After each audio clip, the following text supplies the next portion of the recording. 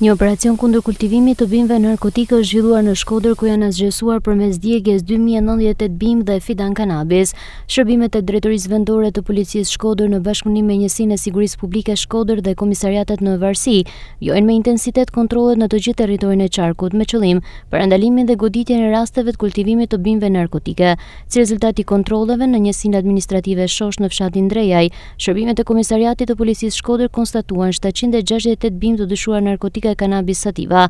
Gjatë ndërhyrjes u kap në flagrancë dhe u arrestua shtetasi PM, 53 vjeç, banues në fshatin Drejaj. Gjithashtu, gjatë kontrollit të ushtruar në afërsi të banesës së këtij shtetasi, u gjetën dhe u sekuestruan 80 kubik të dyshuar kanabis sativa, ndërsa në Njësinë Administrative Kelmen në fshatin Vukël, shërbimet e komisariatit të policisë Malësia e Madhe konstatuan 1250 bimë të dyshuara narkotike kanabis sativa. Në vijim të veprimeve u arrestuan në flagrancë shtetasi AQ, 52 vjeç, për veprën penale moskazimi i krimit, pasi u konstatua në afërsi të parcelës me bimët narkotike.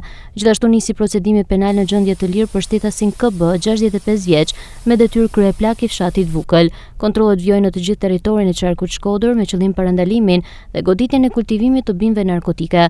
Materialet procedurale ju referuan prokurorisë pranë gjykatës së shkallës së parë të jurisdiksionit përgjithshëm Shkodër për veprime të mëtejshme.